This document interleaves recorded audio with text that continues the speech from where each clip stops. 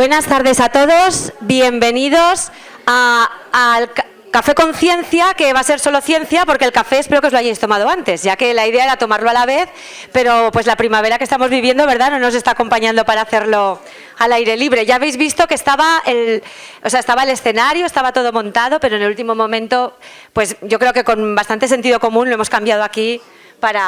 Así que nada, os invitamos a que después de la ciencia tomemos un café si os apetece, una cerveza abajo en la cafetería o lo que os apetezca. Bueno, pues muchas gracias por acudir todos a estas jornadas. Estamos encantados de poder volverlas a realizar y sobre todo de que tengan pues este éxito y que estéis aquí todos vosotros. Los monólogos científicos son una seña de identidad y durante estos años han pasado los principales monologuistas científicos españoles por aquí. Os hemos intentado traer a lo mejor y yo creo que lo estamos consiguiendo.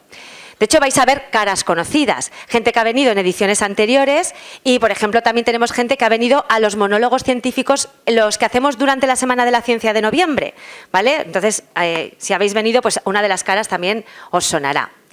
Pero vamos a comenzar. En primer lugar, me complace presentaros pues, a alguien que conocéis todos bastante, que es José Rafael Cantó Domènech, doctor en Física por la Universidad Politécnica de Valencia y doctor en Didáctica de las Ciencias por la Universidad de Murcia.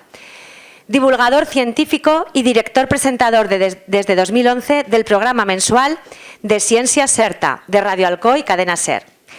Ha realizado distintas conferencias y cursos de divulgación científica sobre las pseudociencias.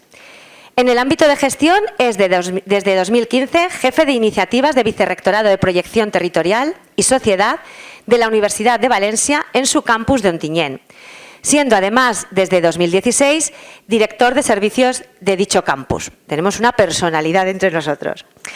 Su monólogo se titula ¿Y tú te lo crees?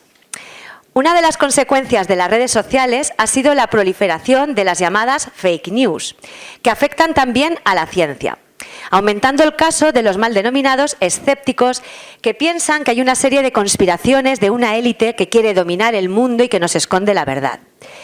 En el monólogo hará un repaso a alguna de estas creencias más extendidas del que creemos, porque ¿y tú te lo crees? Así que con todos vosotros, José Cantó Domènech. Gracias. Bueno, jo no sé vosaltres, però jo m'esperava, sí, pues, algun cremaet o alguna cosa més, però bueno, després. Molt bé. Bueno, pues moltes gràcies per haver vingut i gràcies també a la EPSA, a la Universitat Politècnica, per convidar-me una vegada més a fer un poquetet de divulgació i a riure's també i posar en qüestió moltes de les coses.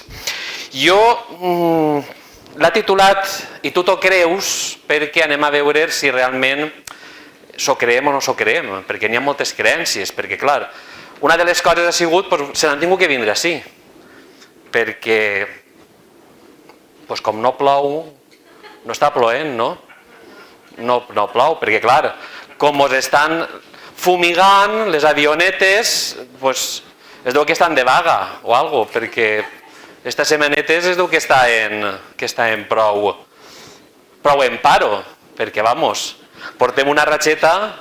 És a dir, totes aquestes qüestions que van sonant i que estan en les xarxes socials i que sembla que siga més veritat o que tinguin un recolzament.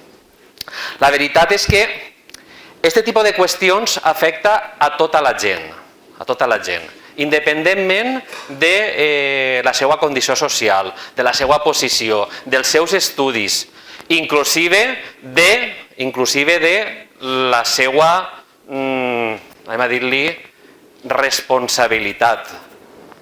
Jo no dic res, però això de resoldre el canvi climàtic posant macetes en els balcons, doncs bueno, igual a lo millor en els patis de Córdoba podria tindre algun sentit, però crec que bonico farà, però el canvi climàtic jo crec que no. I és que la veritat, n'hi ha algo que està connectant-nos perquè n'hi ha infinitat de temes.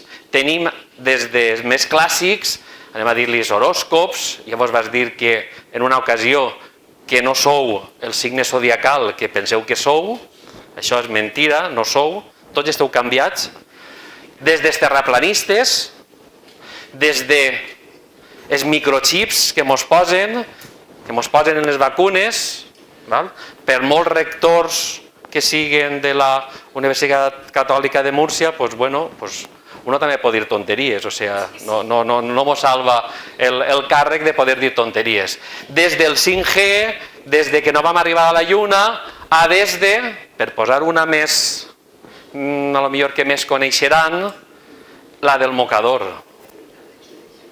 Eixa no la coneixeu? No la coneixeu?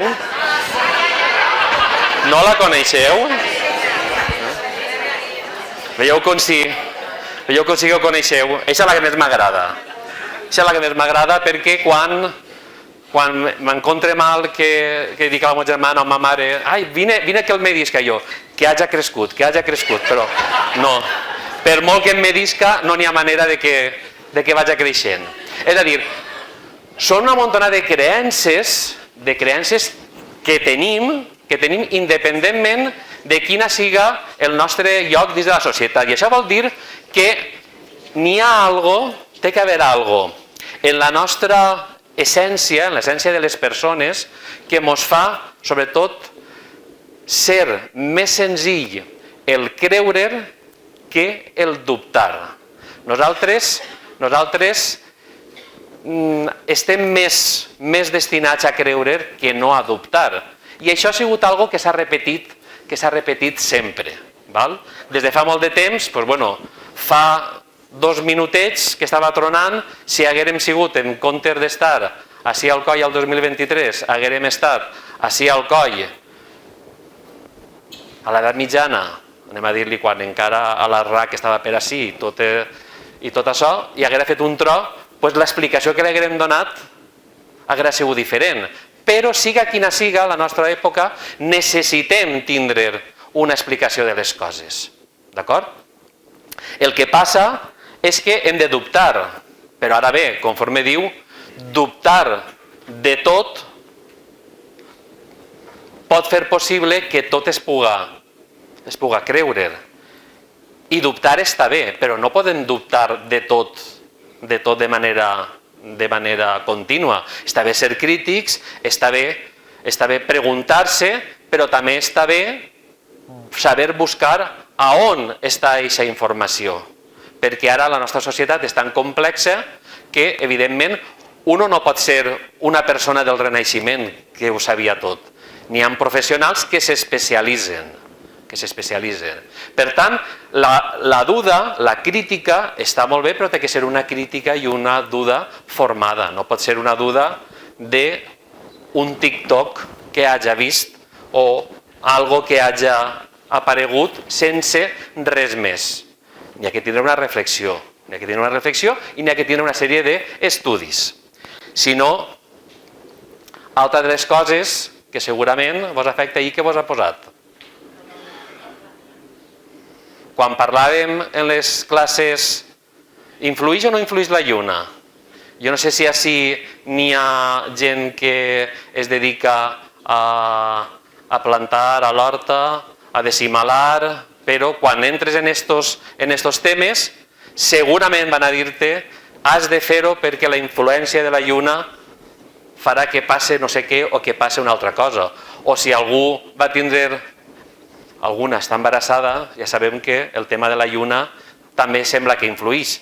Doncs no, no influeix. Tots els estudis estadístics diuen que no influeix per a res. Ni per tallar-se el monyo, ni per tallar-se les ungles. No influeix per a res. Però són creences que tenim dins molt clavades. I també tenim aquestes fake news que anem passant. Són un altre tipus de fake news, però originàriament són les mateixes i anem passant-les de generació en generació i al final se les creem. I és que el nostre cervell està preparat per a fer certes coses. Vaig a posar-vos 2 paraules, a veure si són 2 o és una.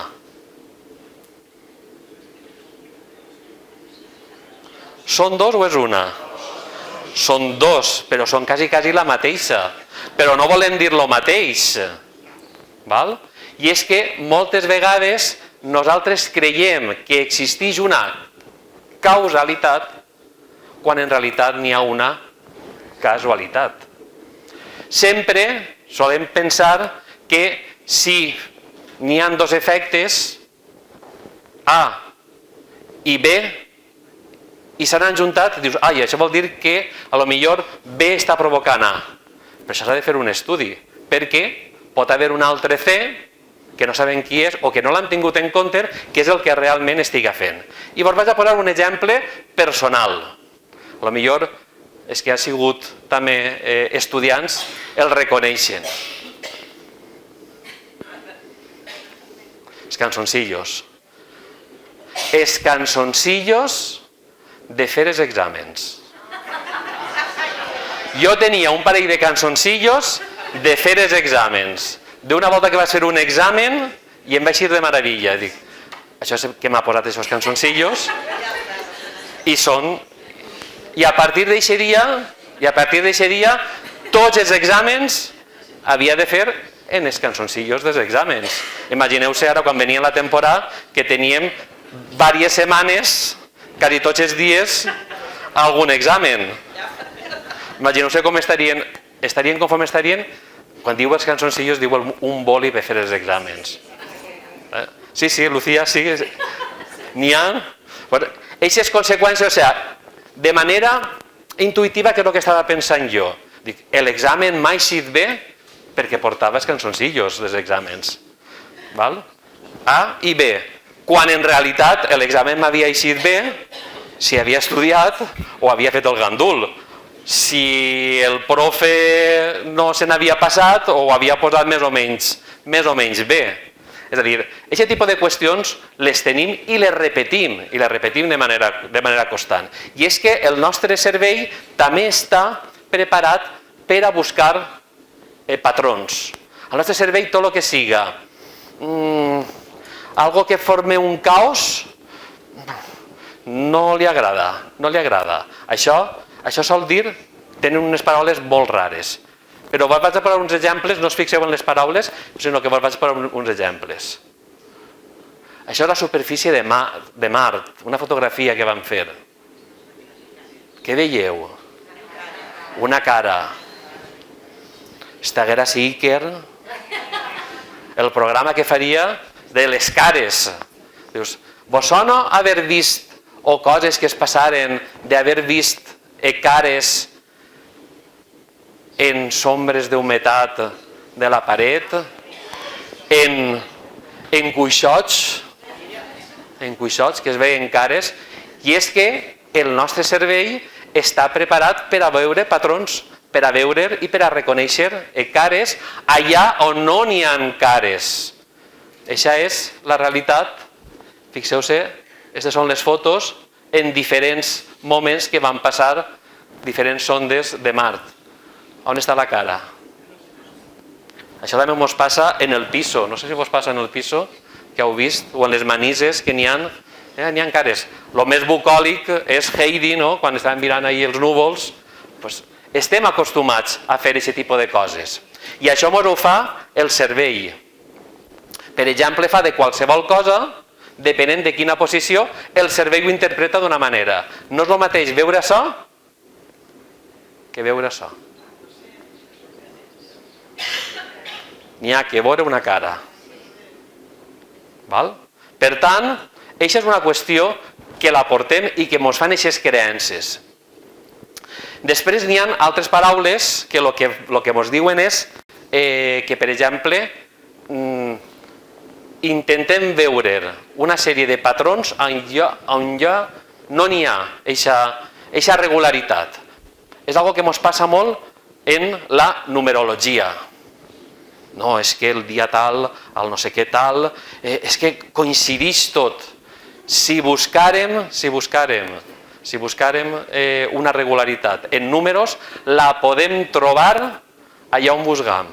Sempre podem trobar eixa. Però això no vol dir que hi hagi una regla o que hi hagi una llei o que hi hagi una conseqüència d'aquesta combinació de números. Per això sempre podem trobar, per exemple, vos en dic una. Vosaltres sabeu que Sant Jordi ha parlat el diumenge? Va deixar un missatge el diumenge? No us heu enterat?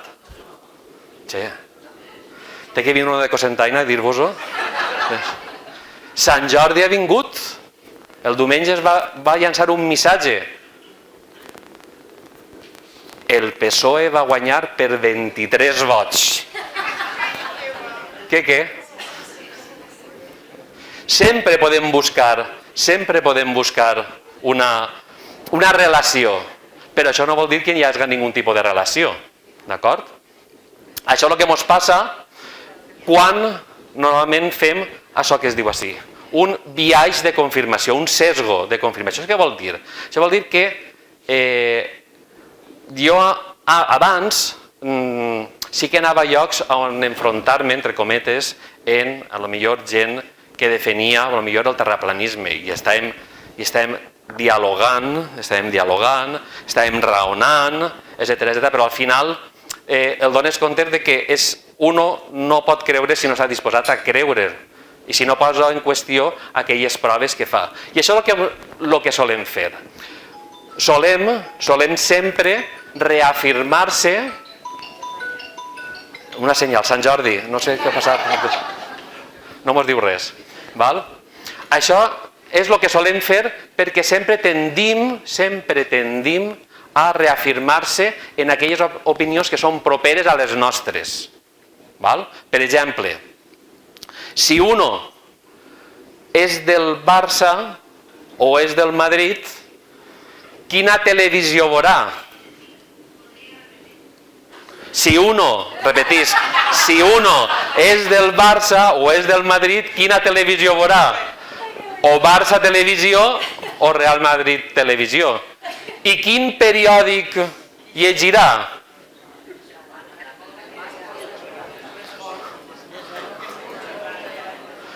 I no s'enganyarà, Per què? Perquè sempre tendim a anar reafirmant aquelles opinions que estan d'acord en allò que nosaltres creiem. I això ho fem de manera constant. Per exemple, hem de pensar en el tema de la memòria.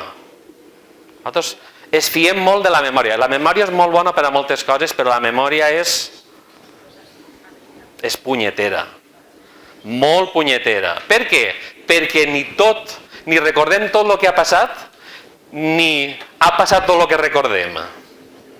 Ni ha pasado todo lo recordem. Eso de que cualquier tiempo pasado fue mejor, sí, això és mentira.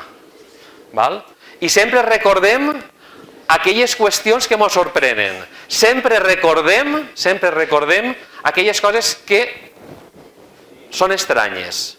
Per exemple, a ningú li ha passat que li han tocat per telèfon. Dius, ostres, si estava pensant en tu, què cosa... tinc poders, ha sigut pensar en tu i tocar-me. I les vegades que ha tocat per telèfon i estàs pensant i no ha sigut aquesta persona, això no ho contem, però se'n recordem d'aquelles vegades en què sí que ens passa. Per així en tenim, però així de vegades. Anem a comprar. El moment més difícil de la compra quin és? En quina cola em posa? Tu vas en el... I comences ja, veus a tota la gent tipus massais, a veure on està la cola més ràpida, però posen la que el poses en la més llarga, en la que li s'acaba el paper, en la que pipit, que no llig el còdic. I aquella vegada que has passat ràpid, no portem una comptabilitat. Si la portàrem, hi ha un estudi molt xulo que van portar la comptabilitat i, efectivament, n'hi ha una distribució aleatòria d'això que el passe. Per això ens està passant de manera constant. Un altre exemple, semàforos. Tu agafes tota l'Alameda tots els semàfors en roig. Bueno, això canviarà ara, no? Perquè ara damunt tenim si el carril bici, que si l'autobús, que si ara passe, que si no passe. Això serà un altre factor més. Val? Però tots en roig, ara un altre en roig, ara un altre en roig. Però hi ha aquelles vegades que les han trobat totes en verd, això no les contem. Això és el que ens passa en el nostre cervell. El nostre cervell ens enganya en aquest tipus de qüestió. Per això els sesgos sempre fan que estiguem intentant veure les mateixes coses. Si un és un conspiranoic i està en les xarxes socials, tot el que anirà mirant anirà reforçant. No anirà buscant, això que em conten, això serà de veres o no serà de veres? Vaig a preguntar-li al meu mestre de ciències a veure això. No, és que estem tots comprats. Ja ens agradaria que ens compraren. Això és el que ens sol passar. Perquè penseu que en ciència n'hi ha una llei no escrita que es diu la navalla d'Occam, que el que està dient és que bàsicament quan tenim dues explicacions diferents que expliquen el mateix fenomen, aquella que és més senzilla és la que normalment és la verdadera. Si és molt complicada, doncs no. Per això, per exemple, bastaria per a desmuntar pseudociències o per a desmuntar mites com poguera ser el terraplanisme. Perquè en 2023 encara pensar que la Terra és plana, des d'Eratòstenes ha passat un poquetet. Perquè comencen a posar-te tota una sèrie d'explicacions difícils quan n'hi ha una que és molt més senzilla i podem utilitzar la navalla d'Occam, senzillament. Les observacions astronòmiques que fem dels altres planetes del sistema solar que hem anat. Que com es veiem? Redonets. I l'únic que és pla és el nostre. No? És que som especialets hasta per això. D'acord? Doncs tot aquest tipus de qüestions són aquestes pseudociències, són aquestes fake news que estan atacant-nos i que estan dient-nos i que estan fent que pensem que tot pot ser mentira i damunt ho diuen que és molt sa poder dubtar de tot. I la duda està molt bé, però una duda raonada i fonamentada, perquè no tot funciona així. Així que per a saber més coses n'hi ha que estudiar molt, n'hi ha que vindre a la sènior, ja he fet propaganda, i sobretot n'hi ha que tindre voluntat de poder creure. Perquè no oblideu una cosa importantíssima. Per a que una mentira triomfe es necessita un mentirós, però també es necessita algú disposat a creure's eixa mentira.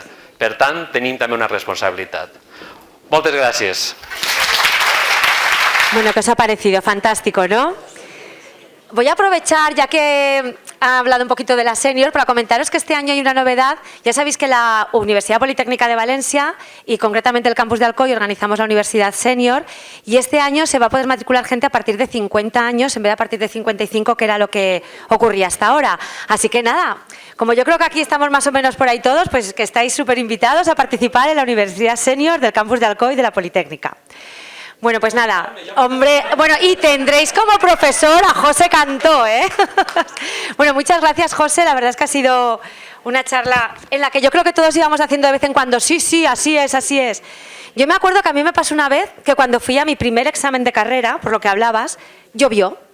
Y el examen me salió de escándalo. Y a partir de entonces, cada vez que iba a un examen y llovía, decía, ¡uy! Me va a salir súper bien, porque está lloviendo. O sea que no eran calzoncillets, pero yo creo que a todos nos ha pasado en algún momento eso, ¿no? Pues nada, vamos a continuar, a ver si con las que vienen ahora a continuación disfrutáis también, tanto como con José, que ya habéis visto que es un divulgador nato y tenemos la suerte de contar con él en muchas actividades que organiza el campus de Alcoy. Así que, de nuevo, muchas gracias, José. Ahora vamos a disfrutar un compañero también de aquí del campus de Alcoy, que es David Pla Santamaría, y os cuento un poquillo alguna cosa de él. Es profesor titular de la Universitat Politécnica de Valencia, concretamente imparte clases aquí en el campus de Alcoy también. Está especializado en finanzas, en concreto en selección de inversiones. Además de la labor docente en la formación reglada, dentro del área de finanzas desarrolla trabajos de investigación en selección de carteras para fondos de inversión. Este tema tiene que ser interesante, ¿eh? Si no nos gusta el tema que viene a darnos, luego le decimos que nos hable sobre esto otro. Luego, también dirige diversos cursos online en el área de finanzas, además cursos que tienen su certificación homologada y que son bastante interesantes. Y es el responsable de la organización del TEDx Alcoy, que igual vosotros lo habéis oído, incluso habéis asistido, además ha sido la celebración hace poco, hace pues yo creo que unas semanitas o algo así. El monólogo que nos va a contar se titula Show me the money, ¿vale? Muéstrame el dinero. Y versa sobre lo siguiente: la mejor inversión es la que te permite dormir tranquilo y que te hace feliz. Con el dinero que te sobra después de ir tú mismo al mercado a comprar lo que necesites y que sepas que no te va a decepcionar. No dejes que los fondos vayan al mercado, ve tú. Así que espero que disfrutéis con todos vosotros, David Pla. Muchas gracias, David.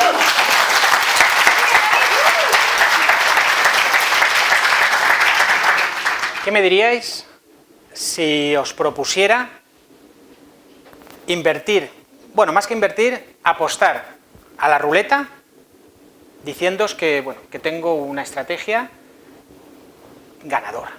¿Cuántos de vosotros jugaríais conmigo? Levantad la mano.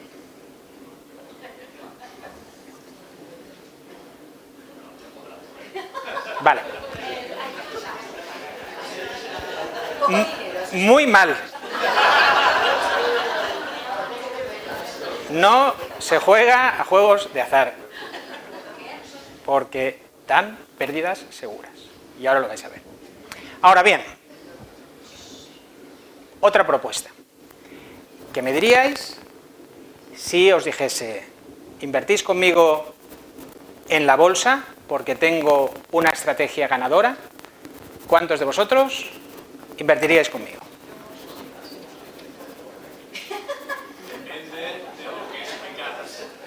Veo que más o menos los mismos. No los mismos, la misma cantidad de personas. Bueno. Bien, esto ya es otra cosa. La bolsa no es un juego de azar y, por tanto, bueno, pues esto, con un poco de sentido común, que voy a tratar de hablar de él, pues sí que efectivamente podemos encontrar estrategias ganadoras. Por tanto, en los próximos 10 minutos os voy a arreglar la vida. Os voy a dar 4 claves que van a permitiros invertir en los mercados bursátiles con garantías de éxito. Así que vamos a ello. Vamos a empezar con un juego. La primera clave es un juego. Y necesito 3 voluntarios. ¿Quién quiere ser voluntario o voluntario? No hace falta que salgas, no es necesario. Tenemos un voluntario, ¿de acuerdo? Tú eres el voluntario número 1, voluntario número 2, voluntario número 2 y voluntario número 3. ¿Por ahí? Por ahí, voluntario número 3. Vale.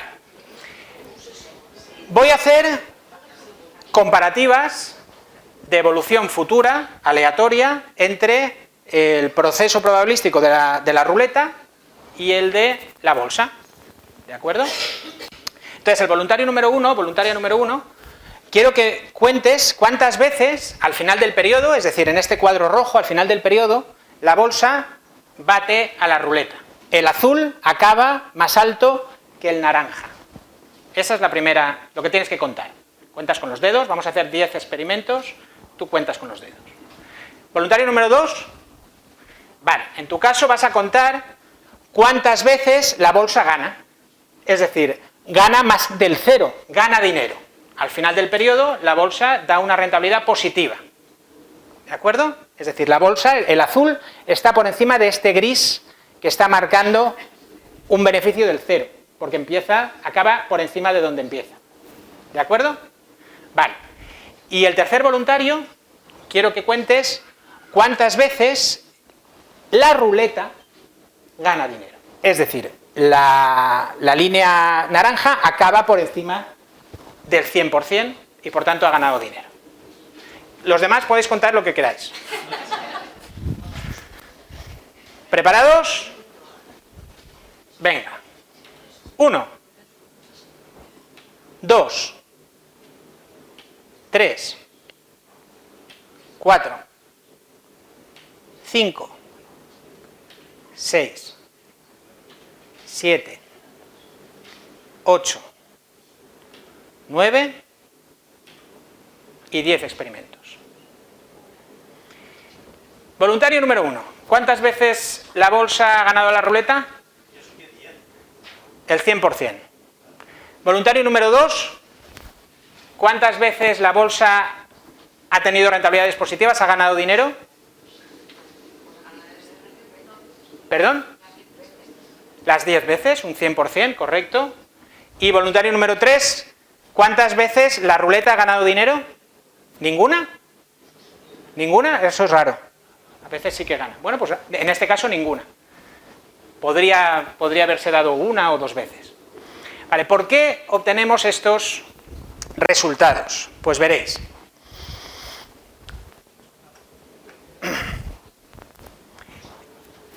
El proceso aleatorio que sigue una ruleta, la estrategia que se aplica en una ruleta para poder ganar dinero, puede ser de muy diversos estilos o puede tener muchas distribuciones diferentes en función de, por ejemplo, las cantidades que se apuestan, los pagos que se reciben, los pagos asociados, y por lo tanto las distribuciones aleatorias pueden ser muy diferentes, pero todas tienen una característica en común entre ellas, y es que la ruleta, como la mayor parte de los juegos de azar, o todavía peor, es un juego de suma cero. En el largo plazo, si tú juegas muchas y muchas y muchas y muchas veces, al final no ganas nada y no pierdes nada. Pero la ruleta tiene el truco de que está el número 0. Todo el mundo sabe que en la ruleta está el número 0, que gana la banca. Por tanto, no es un juego de suma cero, es un juego de suma negativa. Concretamente, una esperanza de ganancia del menos 2,7%. Por tanto, si uno juega la ruleta muchas veces, al final acabará perdiendo un 2,7%. ¿Está aquí? Bien. La bolsa no. La bolsa no es un juego aleatorio, o no es un juego de suma cero, más bien. La bolsa tiene una esperanza positiva de ganancia. ¿Y por qué lo sabemos? Pues porque la bolsa lleva siglos funcionando. Aquí tenéis la evolución de los últimos 200 años del mercado norteamericano. Desde 1800 hasta el año 2015, la bolsa ha tenido este comportamiento. Con sus altibajos, por supuesto, pero como veis, crece, crece, crece y crece. Concretamente, crece un 6,7% anual de promedio. Un 6,7% anual frente al menos 2,7% que nos daba la ruleta. Obviamente, al final, siempre gana la bolsa ante un periodo, un proceso largo, a largo plazo, de apuestas o de inversiones. Por tanto, tenemos la primera conclusión, primera clave de éxito. Invertir en los mercados bursátiles nos va a dar una esperanza positiva, concretamente un 6,7% de promedio en el largo plazo. ¿Qué es esto del largo plazo? 15 años. 15 años. 15 años. Por decir algo. Vamos con la segunda clave. Vamos a hablar del periodo de inversión, del plazo de inversión. Vamos a poner un ejemplo con dos personas, una joven y una más adulta. Un joven de 25 años que acaba la carrera aquí en el campus y, bueno, pues me escucha en esta charla y dice, no estoy muy seguro que confíe en el Estado para que me pague una buena pensión cuando me jubile. así que voy a ahorrar por mi cuenta. Y decide que desde los 25 años hasta que se jubile, ahorrará e invertirá 100 euros al mes todos los meses de su vida. 45 años ahorrando 100 euros al mes. Bien, este es un caso. Luego tenemos el otro caso, el caso de un adulto que, bueno, pues cuando empieza su vida laboral no ahorra, pero cuando llega a los 50 dice, hace la misma reflexión que el joven, pero a los 50. Claro, a los 50 ya está mucho más encarrilado, es mucho más solvente, mucho más... puede ahorrar más. Entonces, para que los dos casos sean equivalentes, este adulto tiene que ahorrar el triple, 300 euros al mes, para que durante 15 años ahorre lo mismo que el joven durante 45 años. Los dos van a ahorrar 54.000 euros. Bien, si esos ahorros los invierten en los mercados bursátiles y obtenemos esa rentabilidad que hemos visto que es el promedio de los últimos 200 años, obtenemos esto. En rentabilidades, gráfica de allá, podemos ver que el adulto efectivamente va a multiplicar sus ahorros por un 350%. Fantástico, muy bien. Ahorrará 54.000 euros y se jubilará con más de 100.000 euros. Más de 100.000 euros. Bien, pero el joven tendrá una rentabilidad del 4.200% y en vez de jubilarse con 54.000 euros, se jubilará con 600.000 euros. Y han ahorrado los dos lo mismo. ¿Cómo puede ser esto? Pues esto se llama el efecto de la capitalización compuesta, que no voy a explicar. Pero esto os lo tenéis que creer, esto es así. Son matemáticas, ¿verdad? Y esto funciona así. Fijaos la diferencia abrumadora entre un caso y el otro. Es brutal el efecto de la capitalización compuesta. Einstein decía que era la fuerza más extraordinaria de la naturaleza, la capitalización compuesta. Bien, tenemos por tanto la segunda clave. Hay que ahorrar e invertir lo antes posible. Vamos con la tercera clave. El riesgo. El riesgo, que seguro que todos lo tenéis en la cabeza. El riesgo, claro. La bolsa, el riesgo, la ruleta. Bien. No voy a explicar lo que es el riesgo, es un concepto abstracto, difícil de entender, difícil de comprender. Los asesores financieros no saben exactamente lo que es el riesgo y no me voy a poner a explicar lo que es. Pero lo que sí que es cierto es que dado que hemos visto que en el largo plazo la rentabilidad llegará, solamente hay que esperar, lo que tenemos que saber respecto al riesgo es esto: cómo gestionarlo y poder dormir tranquilamente por la noche. Nada más, no hace falta saber nada más. ¿Cómo hacemos esto? Pues las finanzas nos dan otra herramienta mágica, igual que la capitalización compuesta, que se llama diversificación. Y para entender la diversificación, nos vamos al campo. Nos transformamos en agricultores. Un agricultor es una persona muy sabia, que sabe que tiene que comer todo el año. Y como tiene que comer todo el año, pues tendrá que plantar cosas que le generen una cosecha en primavera, en verano, en otoño y en invierno, porque si no se va a morir de hambre en algún momento. Y por tanto, pues plantará verduras, frutas y hortalizas diversas que vayan generando cosechas en los diferentes momentos del año. Pues esto es igual. El ciclo económico, para un inversor, también tiene estaciones, pero estas estaciones se llaman expansión, auge, recesión y depresión. Y la principal diferencia entre las estaciones del año y las del ciclo económico es que las estaciones sabemos cuándo acaba una, empieza la siguiente, y las fases del ciclo económico no sabemos cuándo acaba una, empieza la siguiente. Sabemos cuál viene después, pero no cuándo empieza. Por tanto, lo único que tenemos que hacer es lo mismo que el agricultor, tener un conjunto de activos que nos generen frutos en los diferentes momentos del ciclo económico. ¿Y cómo hacemos esa selección? Pues fijaos, partamos de un punto. Al agricultor le gustan las fresas, pues empecemos con las fresas. Al inversor nos gusta Inditex, es una empresa española que conocemos, fantástica, que funciona bien, no para de crecer. Perfecto, muy bien, empecemos ahí. Metamos Inditex en nuestra cartera. ¿Qué más podemos meter? Pues el agricultor dice, pues cerezas también, que dan en otro momento del año la cosecha. Fijaos que es un fruto también es rojo, tampoco es muy diferente. Pues otra empresa textil europea, pero ya no es española, ya es europea, ya es un poco distinta. Británica, Marks & Spencer. Bien, continuemos buscando más que generen rentabilidades en otros momentos del ciclo. Pues es que me gustan mucho los frutos rojos, me gusta mucho el textil, creo que el textil va a continuar funcionando. Bueno, pues vamos con otro textil, pero no europeo, no español, vámonos a Estados Unidos. Pues Rails, una empresa textil norteamericana, continúa siendo un fruto rojo, pero ya no es el mismo, es un poco distinto. Vale, vamos a dar un salto cuántico, ya pasamos de los frutos, nos vamos a las hortalizas, completamente diferente, otra época del año. British Petroleum, la zanahoria, otro sector, hemos diversificado por sector, ya es distinto, muy diferente que antes.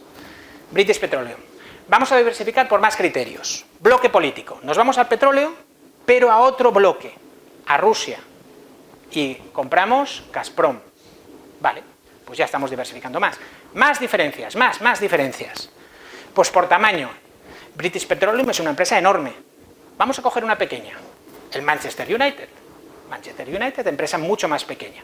Vale, pues compramos Manchester United para nuestra cartera también. Más diferente todavía, ahora, por políticamente incorrecto, pues nos vamos a comprar Flora Growth, que es una empresa de marihuana norteamericana. Pues compramos Flora Growth. Diferente, para que funcione en momentos diferentes. Si seguimos así, la pregunta que os hago es, ¿en qué no invertiremos? Y me tenéis que contestar.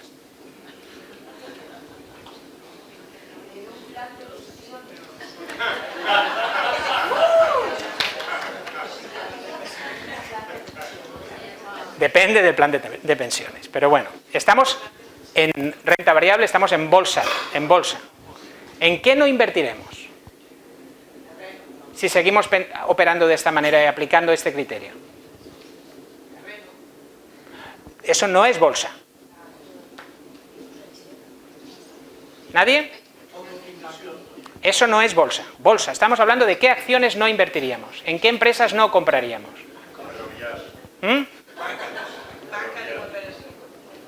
No, ¿por qué no? También es diferente. Banca también es diferente, ¿por qué no? Ferrovial también es diferente. Todas están en el ciclo. Si estás en el mundo, estás en el ciclo. Sí, pero estás en el ciclo. Eso no es bolsa. ¿No? Automóvil también, es diferente. Bueno, os lo digo yo. En nada. Invertiríamos en todo el planeta. Todo el planeta. Al final, todo es diferente. Y si vamos cambiando, buscando empresas distintas, al final compraríamos todo el planeta. Hay una cita de John Bogle que dice, no busques la aguja en el pajar, no busques esa empresa que te va a hacer millonario, no busques ese activo que va a pegar la bomba ahora, no lo busques, da igual, compra el pajar, cómpralo todo, compra el planeta. Y claro, ahora decís, venga, David, ¿qué estás contando? ¿Eso se puede hacer? Y tanto que se puede hacer. Lleva años inventado, desde los años 70, y lo inventó John Bogle, precisamente. Y eso se llama fondos de inversión de renta variable global de gestión pasiva. Y he hecho una búsqueda hace un rato, habían 4.800 fondos. 4.800 fondos que hacen esto.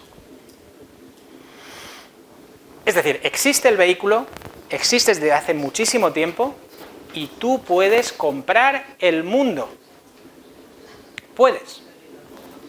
Nunca fue más cierta una frase de Mr. Wonderful. No solo nos merecemos el mundo entero, necesitamos el mundo entero si queremos que nuestro patrimonio esté alineado con los éxitos de toda la humanidad. Y esa es la tercera clave, comprar el mundo. Y se puede hacer. Vamos con la cuarta. El coste. Pues esto ya es de dominio público. Los vehículos que compran el mundo entero no vale cualquiera. Tenemos que buscar uno que sea bueno, bonito y barato. Y me centro en el barato. Comisiones de suscripción, cero, ninguna, no aceptemos comisiones de suscripción, hay 4.800, encontraremos alguno que no tenga claro. Comisiones de reembolso, cero también. ¿Qué nos queda? Lo que se llama la comisión de gasto de gestión, gasto total del fondo, que se llama TER. Entonces, ¿cómo podemos saber que un TER es alto o es bajo? Pues comparándolo con el beneficio que esperamos obtener en el largo plazo, que es un 6,7% de promedio anual, que hemos hablado de él al principio. Cualquier TER por encima del 1% está diciendo que estamos pagándole al banco más de un 15% de nuestros beneficios. Intolerable. No, eso es el límite máximo. Y cada uno lo pone donde quiera, yo lo pongo en el 1. Pero hay TERs del 0,1, del 0,15, del 0,30. Pues oye, fantástico, hay mucha competencia. Estos productos son muy comunes y muy fáciles de gestionar. Son muy baratos. Solo hay que saber que existen, que en este país no es muy común, que se sepa, y buscarlos, encontrarlos y contratarlos, nada más. Por tanto, un TER de un máximo de un 1%. Y con esto hemos visto las 4 claves del éxito bursátil. Las recuerdo. Primera clave, invertir en el largo plazo en la bolsa. No hay problema, nos va a dar alrededor de un 7% de rentabilidad anual siempre que esa inversión sea a largo plazo. No podemos pensar que el año que viene lo vamos a obtener, pero dentro de 15 sí que vamos a haber obtenido un 7% de promedio anual durante los 15 años. Segunda clave, ¿cuándo hay que invertir? Ayer, ya estamos llegando tarde. Tercera clave, tenemos que buscar exposición al mundo entero. Y cuarta clave, tenemos que buscar y elegir vehículos baratos. De esta manera tenéis en vuestro alcance una estrategia de inversión independiente, porque la podéis gestionar por vuestra cuenta, que según los datos históricos de los que tenemos de los últimos 2 siglos, nos garantiza el éxito en la inversión bursátil. Aquella frase que todo el mundo hemos oído de jugar en bolsa se convierte en una estrategia prudente, profesional y racional que alinea nuestro patrimonio, nuestra riqueza, con el devenir de la humanidad. Si la humanidad crece, nuestro patrimonio crecerá a la vez. Muchas gracias. Bueno, pues gracias, David, por tu explicación y por ese resumen de los 4 puntos, que yo creo que es interesante. Y vamos a continuar con nuestras Café Conciencia. Uy, cuidado. Ahora vamos a tener el placer de escuchar a 2 personas que muchos de vosotros pues ya conoceréis, ¿vale? Porque han estado con nosotros en más ocasiones también.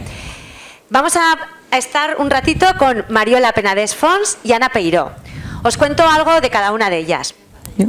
Mariola Penedès es veterinaria y neurocientífica. Actualmente trabaja como investigadora biomédica y como docente universitaria en varias instituciones, como la Universidad CEU Cardenal Herrera de Valencia, la Universidad King's College de Londres y la Universidad Johns Hopkins de Estados Unidos. Ana Peiró es médica farmacóloga clínica, atiende a pacientes con dolor en el Hospital General de Alicante y es profesora titular e investigadora biomédica adscrita al Instituto de Bioingeniería en la Universidad Miguel Hernández, Alicante. Ambas comparten elevada pasión y compromiso por la divulgación científica y juntas fundan Ciencia a Escena. Divulgan en formatos y en tipos de lugares muy distintos: congresos, universidades, teatros, bares, plazas públicas, colegios, todo puede pasar. Y hoy vienen a sumar su granito de arena. Ana ha estado ya también con nosotros en más ocasiones, en más momentos como este de las Cafeciencias, y Mariola estuvo también con nosotros en la Semana de la Ciencia, no sé, creo que del año pasado. Mariola, ¿no fue? O me suena, o sea que... Pues nada, su ponencia conjunta se titula Ciencia Mundana. Esto va de romper los tópicos y sobre todo el de la figura de la científica aburrida, friki, extraña o estrafalaria, que no trata cosas de actualidad y que no es verdad. Más que nada porque la ciencia está en todas partes. Os dejo con Mariola y con Ana. Muchas gracias. Hola, hola. Bien. Hola, hola. Vamos a hacer como que no hemos salido, vamos a volver a salir, vamos a volver a salir. Espérate. Y con todos ustedes, Ana Pedro y María Penabé. ¡Ciencia Mundana! ¡Bien! ¡Hombre! Ahora bien. Ay, gracias por este aplauso tan espontáneo, salido del corazón. Ay, mira. Mira, Ana. Allí está Elena. ¡Hola, Elena! Hoy Enrique se ha quedado, que tenía ensayo, Enrique. Enrique se ha quedado. Espera, ¿y Chimo? ¿Y Chimo? Ah, no podéis faltar, Chimo. ¿Cómo va? ¿Cómo han ido? Mira, ¿cuánta gente, no? Pero falta gente, tenemos aquí a toda la burguesía alcoyana que puede comprar pajares, el mundo entero. ¡Vamos! Intelectuales, investigadores. Y parte de la contorna, mira, esos vienen de Ontinyent. Aquellos de Alicante, ¿sí? de Valencia, no vienen todos comprados, pero... No, es que el mundo es un pañuelo. Un pañuelo, sí, Pañuelo. pero un pañuelo habitado por trotamundos, como nosotras que somos científicas por el mundo.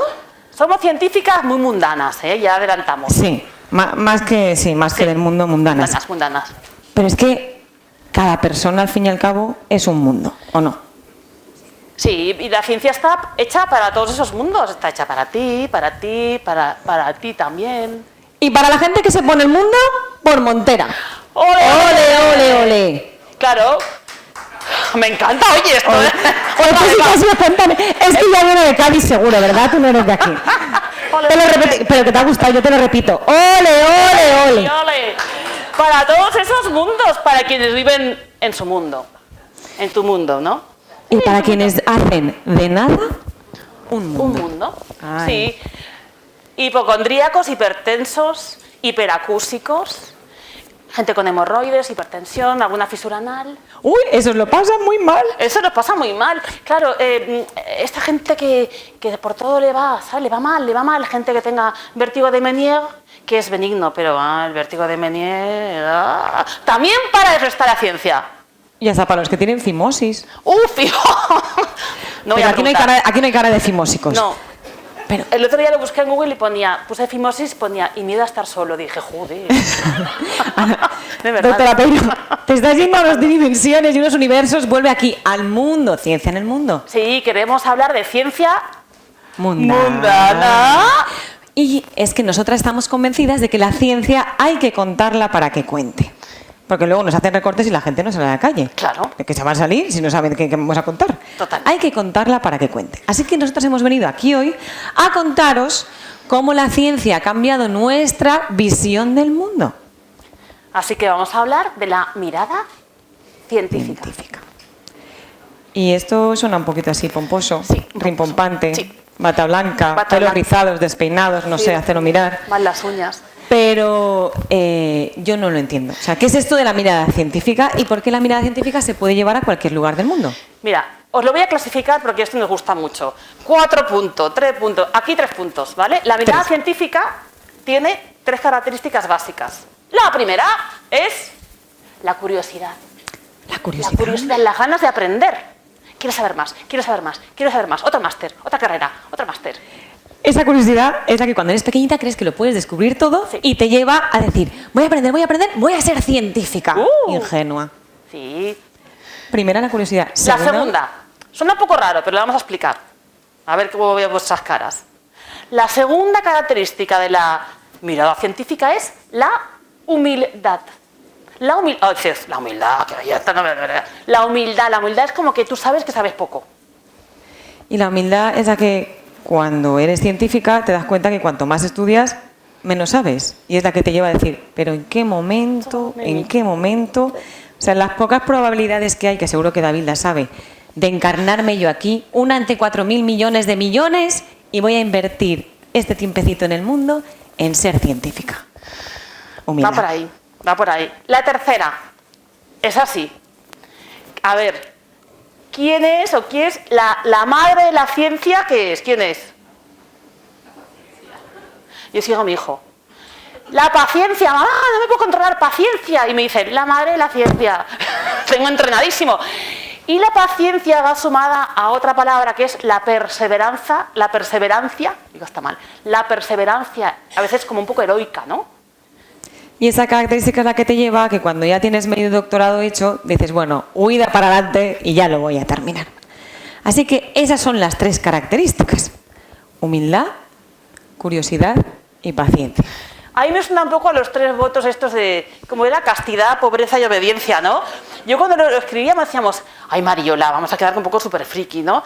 Porque también son 3 y parece que si tú cuando te dedicas a la ciencia, por lo menos tu primera juventud, vamos a ver, pobre eres, que eso igual lo arrastramos. Y hasta ahora también. Sí. La castidad, o sea, a ver, o estudias o sales, vamos, perdóname, que tu adjunto, ¿no? Y la obediencia, pues a veces la clase científica es un poco así piramidal también, ¿eh? No penséis. Jo. Pero Ana ha dicho así. ¡Suena fatal, no! Quiero decir, ¡Ven a los monólogos! ¿quién de aquí va a querer científico? Diciéndolo así, yo creo que esto no suena demasiado bien. Pero, yo os aseguro que eso no es así. No. Que la ciencia en realidad de eso no tiene nada, te da mucha vidilla. Y de hecho, más que vidilla, te prepara para los grandes desafíos del día a día. Para los grandes desafíos de la vida. Por ejemplo, eso de curiosidad, ¿qué has dicho? ¿Qué es eso? Por cierto, curiosidad, que no somos cotillas, ¿eh? Que no somos cotillas que luego nos dicen. No. Somos, pues que nos gustan mucho las preguntas. Hoy en día todos los tipos de dietas están pues muy aceptados. Omnívoros, herbívoros, carnívoros, veganos, flexitarianos. Pues nosotras nos alimentamos de preguntas, somos aprendívoras. Lo que pasa es que ese menú, pues ¿sabes? No se frecuenta mucho. Así, sin intolerancia al gluten ni nada, nos viene todo bien. Bueno, un poquito intolerantes a Telecinco sí que somos. No lo tenemos Sálvame ahí de fondo de laboratorio, somos más de Radio Clásica, de la 2, no nos dormimos con la 2, ese tipo de cosas nos pasan. Clásica, sí. Estamos relajadas, tenemos ideas, creatividad, sí, pero la palabra es aprendívoras. Mira, tú nos echas un par de preguntas, así que nos molen, Así. y de verdad nos tienes contentísimas. Desaparecemos, empezamos, y como esto, y como lo otro. Yo, el modo científica on es así, ¿no? Me pongo así de perfil con el ordenador. Sí, cariño, ¿quieras, cariño? Dame 5 minutos, 3 horas. Sí, cariño, ahí voy. Yo lo comento así en privado, ¿vale? Os juro que he aprovechado, lo juro, es que me da mucha risa. He aprovechado que mi pareja se ha ido al baño para mandar un par de mails. Digo, se va al baño, y sale y yo me pongo normal, ¿no? O se van a dormir, cuando se van, yo estoy normal, hago la cena, ceno, todo bien, se van a dormir, cuando veo la luz, me levanto. Es algo, es un horror, esa curiosidad está como muy poseída. Pero claro, nos preguntamos cosas y luego yo pienso, bueno, ya vendrán los físicos, los informáticos, matemáticos, los de finanzas de la UPV luego a resolverlas bien, ¿no? Es que esto de ser preguntón es la curiosidad on fire. Nos lleva on fire. a mantener muy vivos el espíritu preguntón de los niños. Sí. Pero ¿sabéis ese que es insoportable de ¿cuánto queda? ¿Cuánto queda? Falta mucho, falta mucho. Lo vamos puliendo, es más soportable, pero prácticamente es igual. Somos curiosas por naturaleza. Claro, y eso me pasa a mí también. O sea, ahora a mi hijo se le ha activado el cerebro ese, ¿sabéis? Aparte de las preguntas, que está on fire. ¿Curiosón? Sí, el pensamiento curiosón. Y es una cosa así como, yo creo que os sonará, que ¿habéis tenido hijos, hijas? ¿Levantáis la mano? Más, así, alto, alto. Pues eso sí que es producción en la vida. Más alto, más alto. Estamos ahí, muy bien, Y el alcohol se mantiene, Sí, sí. Es este cerebro on fire, ¿no? Que más o menos es un poco así como... De entrar en los porqués. Sí. Ya entraba en esa fase, ¿no? Esa, sí.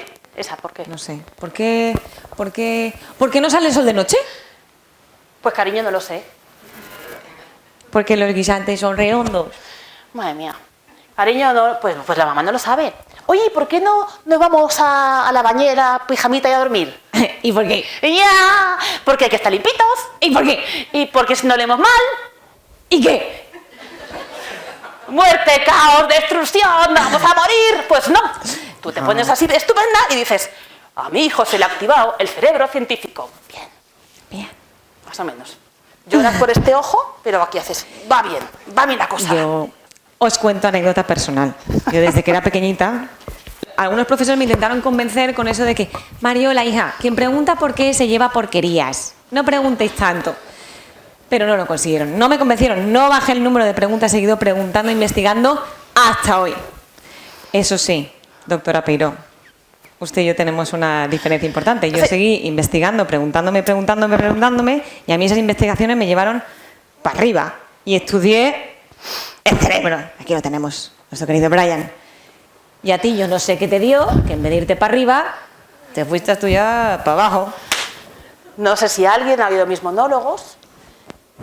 La primera fila dice, sí, lo tengo aquí, mi órgano, ¿vale? Ella se fue al cerebro y yo me fui un poco más abajo. Ay, que se me escapa. Es que a veces es difícil encontrar, ¿eh? Voy a sacar la cabecita. Saco un poco más así, poco a poco. Yo me fui a los Países Bajos y ahí me dio por investigar el clítoris. Tamaño real en reposo, ¿eh? ¿Me lo he puesto bien? No es un poco así. Es así más, ¿vale? Esa no está en el ombligo. Mujer. Yo te voy a decir, señor clítoris, que esto es un placer conocerte, realmente, pero ¿me vas a comparar tu amor a este pedazo de órgano con eso fluorescente? ¿Perdona? No te perdono. ¿Perdona? Tía, que mira lo que tengo aquí. Vamos a hacer varios bandos. A ver, bando cerebro. Esto va a ser un duelo, amiga. ¿Te vas a poner chula? Ya lo ves. Dale. Esa bola de grasa rosa. ¿Grasa? Todo colesterol y grasa para la cara. Va de caracol, no te digo. Me vas a comparar, tú a mí, me estás llamando grasa. 86.000 millones de neuronas. ¡Oh! Que se distribuyen por todo el cuerpo. Te llegan hasta 4.000 en el corazón, 100.000 en el intestino, 40.000 en el corazón, 100.000 en el intestino. ¿Sabes cuántas te llegan ahí abajo? Sí. 8.000 terminaciones nerviosas y nada. ¡Oh! 8.000 terminaciones nerviosas de nada, que te las quiten y ya verás. Y por cierto, se dan 8.000, que son el doble que las que tiene él. Pene. Ah, eso sí, ese órgano sí que da risa. 8.000, pues 4.000 tiene él. Pene. Y mira qué importante os parece. Buah, 8.000. El que tengo yo aquí sí que es un champion. Es un creador de contenidos, tío, un influencer. ¿Sabes cuántos pensamientos te produce al día el colega? ¿Cuántos? Una media de 70.000. ¿Cuántos? Ya tenéis uno menos para hoy. Ahí queda eso. ¿Qué? ¿Pero qué pasa? Que cuando yo me activo, encefalograma plano, sister. ¡Toma! Me basta con pensar en la bolsa y en el pajar ese y en la hipoteca para bajarte rapidito.